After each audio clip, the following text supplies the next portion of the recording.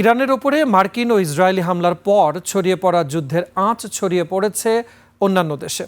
শ্রীলঙ্কায় ভারত মহাসাগরে সাবমেরিন হামলায় ডুবে গেছে একটি ইরানি যুদ্ধজাহাজ।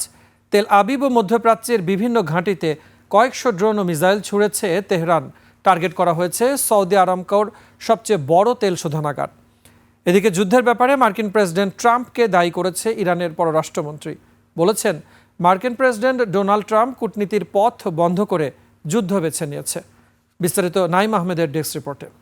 সানবিট সব দিবে সামাল। সানবিট ম্যাজিক প্রেস ডিশওয়াশিং এর মাথা ঘোরানো সলিউশন। টানা 5 দিন ধরে অব্যাহত রয়েছে হামলা পাল্টা হামলা। নতুন করে রাজধানী তেহরান ও ইস্পাহান শহরে হামলা চালিয়েছে তেল আবিব। ইসরায়েলি সামরিক বাহিনী জানিয়েছে তারা তেহরানের আকাশসীমায় একটি ইরানি জেট বিমান ভূপাতিত করেছে এবং নতুন করে বেশ কিছু সামরিক স্থাপনায় আঘাত হেনেছে। ইরানের রেড ক্রিসেন্টের তথ্য মতে ইরানে হামলায় এখন পর্যন্ত 8 শতাধিক মানুষ মারা গেছে। লড়াই শুধু স্থলেই সীমাবদ্ধ নেই। বুধবার শ্রীলঙ্কা উপকূলে বিস্ফোরণের শিকার হয়ে ডুবে গেছে ইরানের যুদ্ধজাহাজ আইরিস দেনা।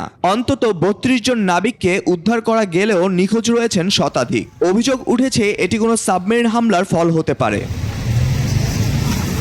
অন্যদিকে দমে যায়নি তেহরানও। তেল আবিব সহ ইসরায়েলের উত্তরাঞ্চলে মিসাইল ও ড্রোন হামলা চালিয়েছে তেহরান। এছাড়াও সৌদি আরবের প্রতিরক্ষা মন্ত্রণালয় জানিয়েছে বুধবার তাদের বিশাল তেল শোধনাগার রাস্তানুরা লক্ষ্য করে ড্রোন হামলা চালিয়েছে তেহরান, যদিও আকাশ প্রতিরক্ষা ব্যবস্থা সফলভাবে তা রুখে দিয়েছে। এদিকে মার্কিন প্রেসিডেন্ট ডোনাল্ড ট্রাম্পের নীতিকে দায়ী করে ইরানের পররাষ্ট্রমন্ত্রী বলছে যুক্তরাষ্ট্র কূটনীতির পথ বন্ধ করে যুদ্ধ বেছে নিয়েছে। নিজেদের সার্বভৌমত্ব রক্ষায় প্রতিশোধ অব্যাহত রাখারও হুঁশিয়ারি দেন তিনি।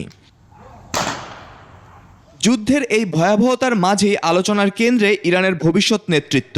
গুঞ্জন ছড়িয়েছে ইসরায়েলি হামলা থেকে অল্পের জন্য বেঁচে গেছেন আয়াতুল্লাহ খামেনির ছেলে মোস্তফা খামেনি। অনেক বিশ্লেষক তাকেই ইরানের পরবর্তী সর্বোচ্চ নেতা হিসেবে দেখছেন।